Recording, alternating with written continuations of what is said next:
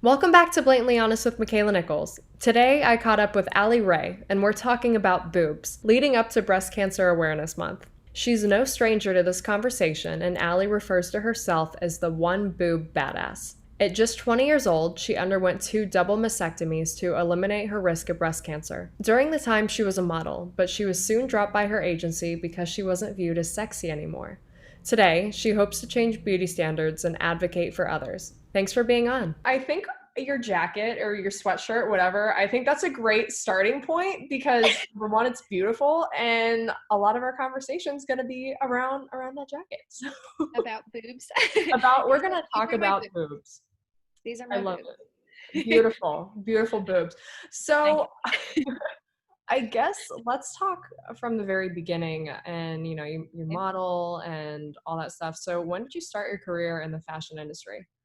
I was about 14 years old when I got scouted, so a little baby. Yeah, I was too. 14. This is 14-year-old Makaila behind me. Oh, So that's awesome. how was that whole experience for you? Well, I'm from Vegas, so the modeling world in Vegas is very different than the modeling world anywhere else. It's a lot of trade shows, a lot of that kind of stuff. And for some reason, when I was 14, like it was very campy. Like, like the style of photography was like super. I don't know what we would call it now, but it was like, ugh, like, and then you'd have Yeah. like feathers on your face and whatever. So that Yeah. was.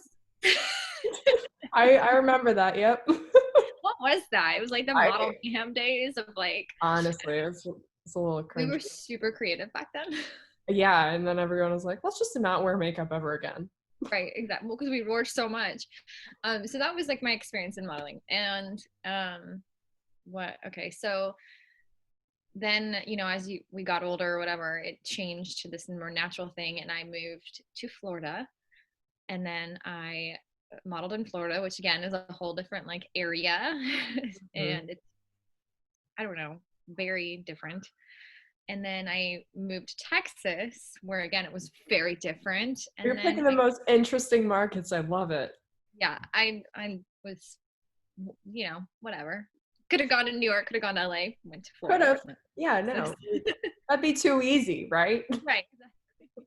So I went to Texas and then I quit modeling for years because it gets a lot. It becomes too much to handle. And then I got married and kind of wanted to start back in and dabble. And then I had a double mastectomy. And Okay, whoa, wait. So let's pause there for a second. So you got married. How old were you when you got married? I was 19. You're 19. Okay. And so you got your double, I can't say the word. I'm not gonna try it. Mastectomy. I can never say it right either. I say it so wrong. I butcher it. So you got that like after you had just gotten married? Yeah, so I was 19. I was actually 18. I was about to turn 19 and I met my husband first date and I had just found out that I had to have a double mastectomy. So I sat him down and was like, "Here's what's happening. Whether you're in this or you're not." And he was like, "Okay." And he was like, "Well, I'm deploying. So you're either in this or you're not." And I'm like, "Okay." So we ended up getting married 3 months later and um he deployed immediately 10 days in, and then I waited to have my surgeries until he came back. So when I was 20 I had my mastectomy. So how did you just go from living, your everyday life, and then you're like, boom, I'm getting a double mastectomy? So my life has been a tragic tale. I could be a Disney princess by now, but my dad died when I was 13. My dad had brain cancer. And then when I was 18, my mom got diagnosed with breast cancer. And my mom's adopted, so they ended up doing like a bunch of like genetic testing to see where her cancer came from. And unfortunately for all of us, it is a genetic condition that she has that causes breast cancer and ovarian cancer.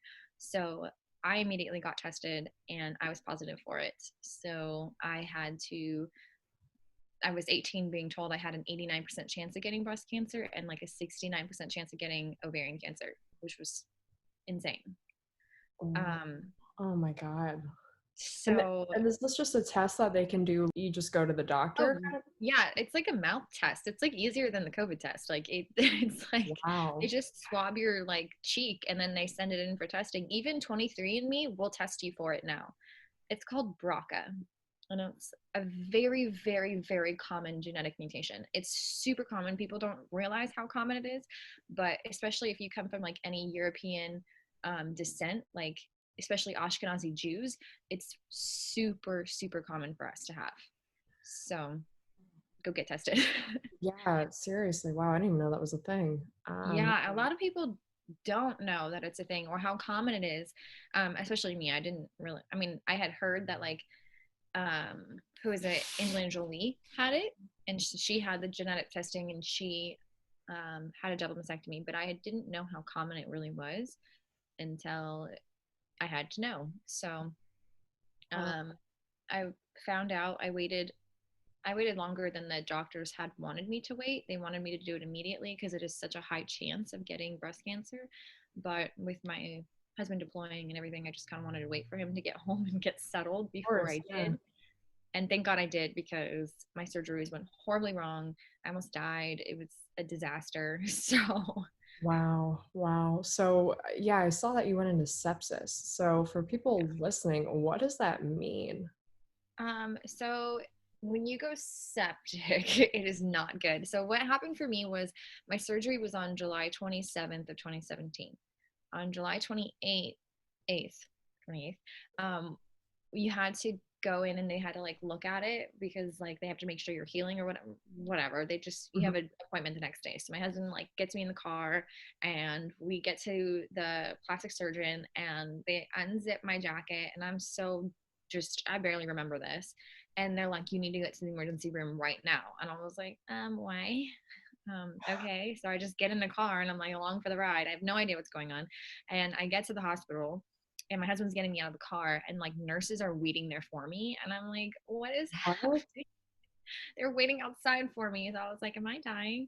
And they're like, okay, sweetie, you have a blood clot. Like, we need to get you in, whatever. So I guess when he unzipped my jacket, this whole side of my boob was just like completely red. Like they could see that I had a blood clot forming.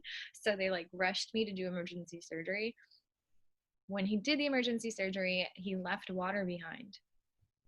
And I didn't know because they have these things called drains and they're like these little holes like you can Yeah. kind of see them. I don't know that they like Yeah. hang out of you and they drain all the fluid in you. So my body was draining and didn't know anything was like brewing in there. And um, 2 weeks later, they pulled the drains and I immediately got really sick. But I thought it was just because I was in a lot of pain because they literally snip the drain and pull and you can feel it snake out. It's horrible. Worst thing Oh in my my life. God. Worst thing in my life. And I had two on each side. So they pulled him and I was sick. My husband's like, maybe you're just like, your body just went through something like really traumatic. So maybe that's Yeah. like something that's happening. And so we went to walk around a mall, which again, so many Yeah. bad ideas in this day. We were walking around the mall. He was like trying to make me feel better. We went to the yard house and I was like laying on the table. I was like in and out of consciousness. And so he's like, let's go home and get you in bed. So I go to, and like, I lay in bed and like my fever's going up. I have a high fever. I'm in and out of consciousness. I'm like crying in the shower, trying to cool myself off. And he's like, this is not like something's wrong. I was Normal. like, just let me go to sleep. Like, let me go and I'll sleep it off. And he's like, oh, you know what? Let's just take you to the hospital. Like, I don't feel comfortable. And my mom's like on the phone, like, do not let her go to sleep. Get her to the hospital right now. So my husband gets me in the car. We drive an hour to the hospital An because hour. an hour. So at this point, it's been like 12 hours. And so I'm like dying. I'm fully dying at this point. And they bring me in. My husband tells them like what happened, what's going on. And they just hit this button on the desk and I hear code sepsis. And I'm like, what is happening? And all these people like rushed to me and they're like, we need to get your doctor here right now. And I was like, what is happening? I don't know what this means. So sepsis, for people who don't know, is when your blood attacks you, it becomes toxic. I don't know. You basically your body starts shutting down, you're dying. Like if you ever watch Grey's Anatomy, people die from sepsis all the time. Yeah, my grandma, I think her final diagnosis was that. And I was like, what does that like even like mean? It's horrible, horrible. And even like when I watch these like doctor shows, like The Good Doctor, or sorry about your grandma, by the way. The Good Doctor, or like Grey's Anatomy, and they die of sepsis. I'm like, Yeah. I have to like step away because it stresses me out. But um, they rush me into the emergency room or into the back, and they're like hooking me up with stuff. They're doing my white blood count. They're like trying to keep me alive at this point. Like, my surgeon finally comes in and he's like, I don't know what's going on, but you're dying. You're literally dying. So we need to bring you back, and like, we need to see what's happening. And I'm like, okay. And he's like, you have 3 options. So he starts naming these options, and he's like, and we'll see. And I'm like looking at my husband like, do you mean we'll see? Like, what do you mean? Like, um, and my husband's like, okay, like, we'll see what happens. And so I go into surgery, and I wake up. Thank God. Yeah. Oh my Lord.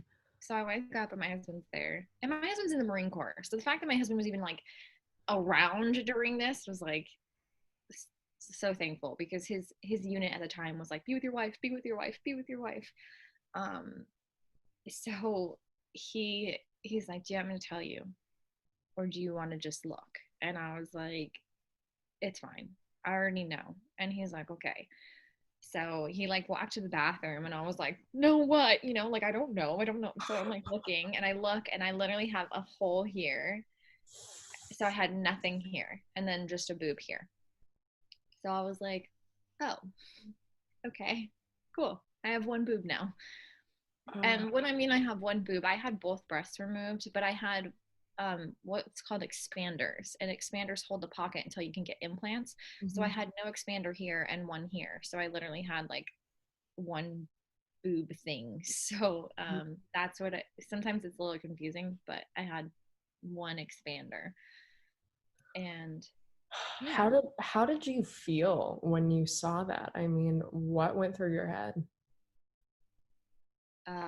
Shit. Yeah. Yeah. um and okay, like, I was just really happy to be alive. I was in the hospital for days after that. I mean, it was a mess. I was so sick. I was just wanting to be home and out of the hospital and be with my dog and be in my house and like lay in my own bed, and like my hair was like, well, you you can tell that I do my hair very often, but my hair was like one big knot, and like my husband had to like brush it out, and he like stayed up one night learning to braid so he could braid it, and he would like wash my face for me, and like, it was horrible. I mean, he's sweet, but like, it was the worst I experience. had to go through that. Oh my God. And oh, I woke up with drains again. So I had those drains pulled, and then I had drains again. And so I was like, I have So to do you had to go through it more than oh my again, God, girl. again. So I was Oh like, my God. me, dude. And I was like, they were like, we have to make sure you don't go septic again and all sorts of stuff. And I was just like, I'm exhausted. I'm so exhausted. I'm so tired. And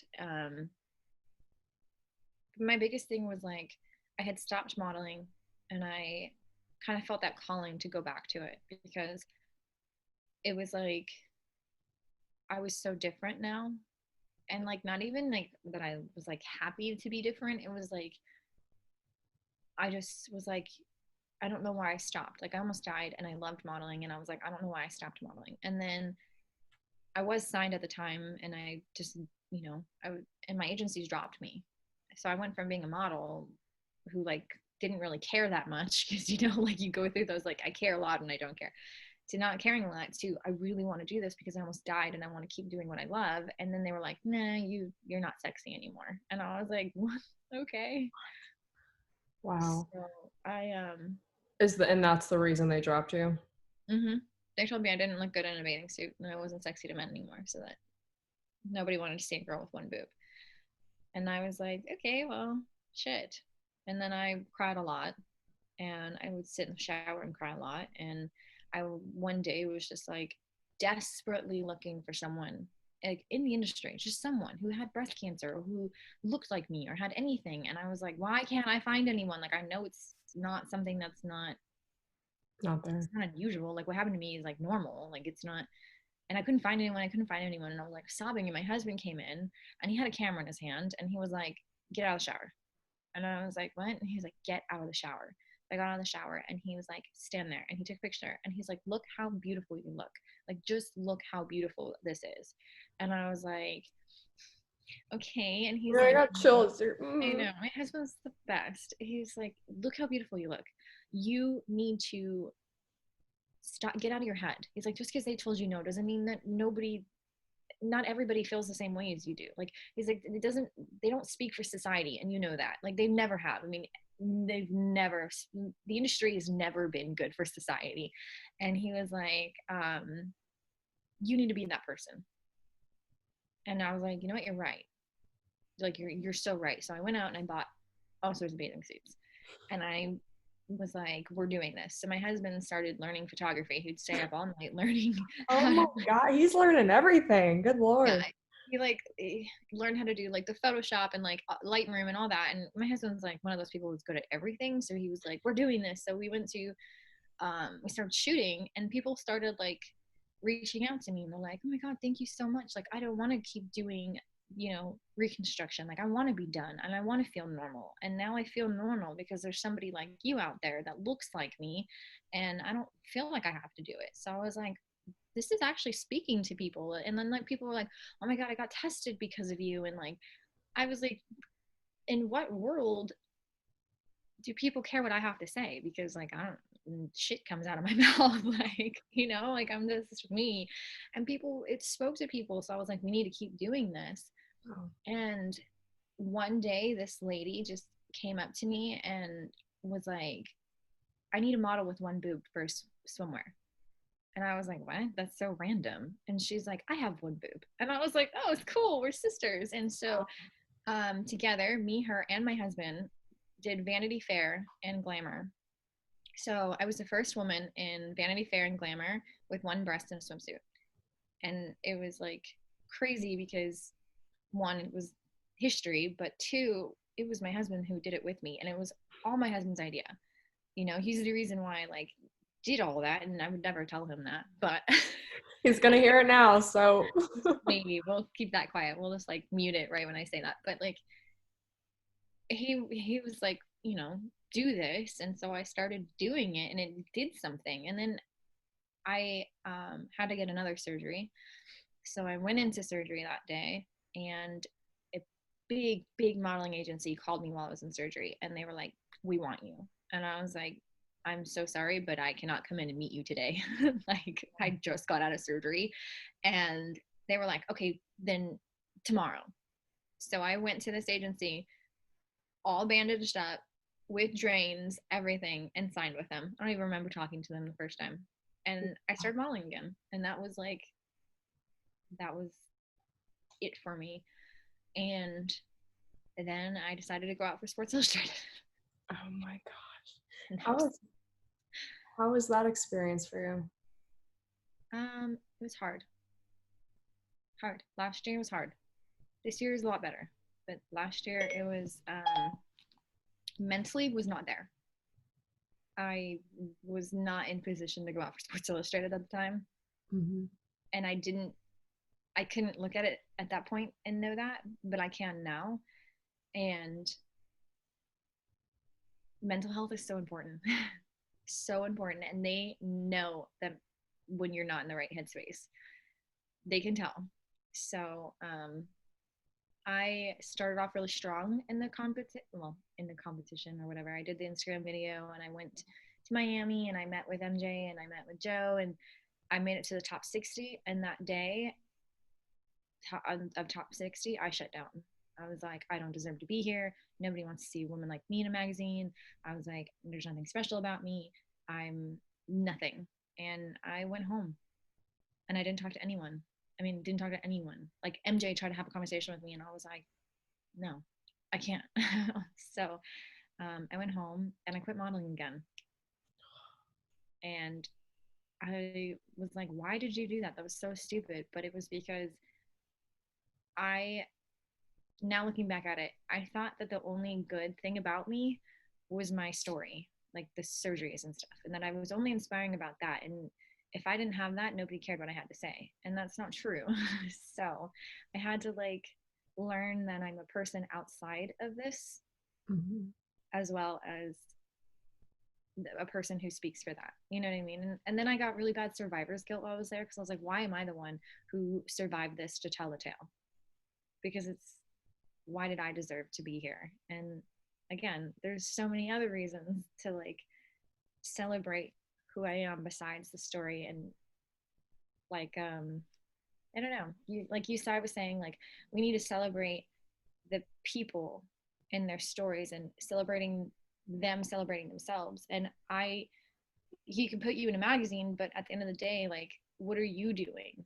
Like, how are you celebrating yourself? And that was like something that I was like, oh shit, you weren't celebrating yourself. You were hoping that they liked you. You were hoping that they were like, oh yeah, you're great. But now, this year it's like, okay, celebrate who you really are. Like, don't don't think that they'll solve your problems for you, because that's what kind of was hoping. Like, they were like, oh yeah, you're beautiful and you could be in the magazine, but are you really happy? And I was like, no. Oh, I'm not happy. I'm not happy with myself. I'm not happy to like who I truly am. So Oh. if anyone who listens to this is trying out for Sports Illustrated this year, learn my lesson from last year. Fall in love with the journey and don't obsess over it, because that's what I did, and I shut down on the most important day. And yeah, I know I totally just went off on a tangent, but that is so Wow. important. I tell everyone that, because I was in that room and I totally learned that you need to celebrate yourself. Because if and once I did that, once I left there and I was like, I'm gonna quit modeling, and I called my mom and I got on a plane that night and I was like, I hate it, blah blah. And my mom was like, okay. And the next day I called her and she's like, do you want to hear the truth now? And I was like, yeah. And she's like, you can't quit modeling. You weren't happy. You don't look happy in that photo. You don't look like you could tell you weren't in the right headspace. And I was like, oh, okay, yeah. So even my mom knew. So once I got back, I stopped dyeing my hair. I was like, done. I used to dye my hair dark. And I was like, done. Be who you are. I'm naturally blonde, so I feel you. Yeah, well, I mean, you look great with as a brunette, but Thanks. I was I always was trying to stop the red hair from coming out. I was always trying to hide the freckles. I was always trying to, I don't know, not be Be who I something am. you're not. Yeah, and I just was like, what am I doing? Like, and why? Why?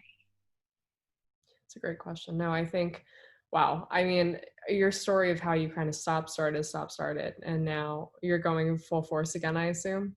Yeah, I'm trying. Mm. Good.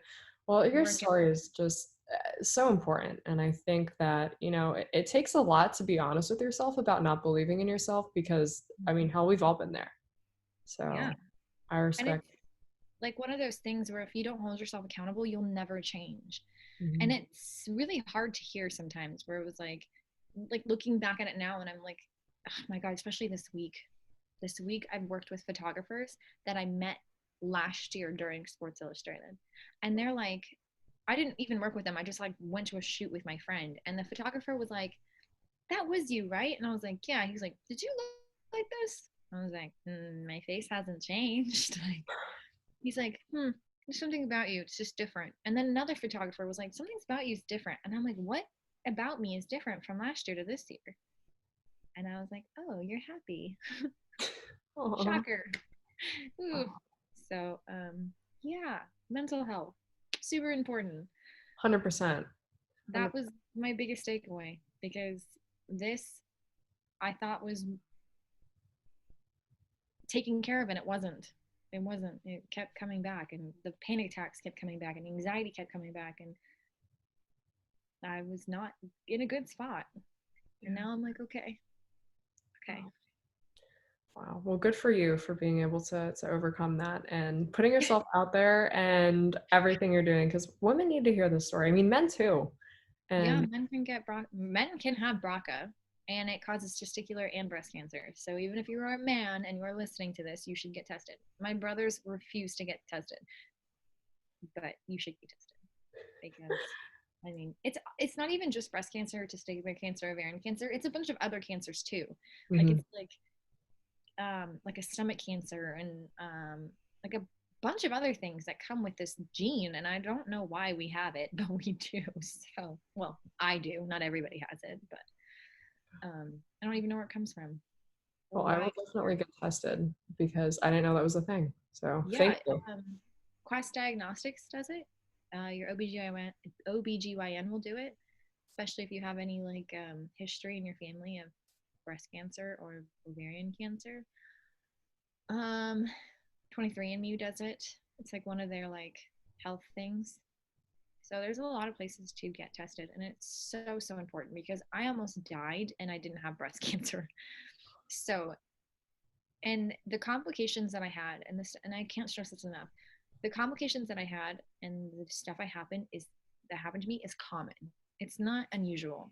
What happened to me is super common, especially when you have breast cancer. So be proactive, go make the decision and have them cut off because it doesn't matter. At the end of the day, it doesn't matter. Like people made such rude comments to me in the beginning, like, oh, you lost your womanhood, or how does your husband find you sexy, and all sorts of stuff.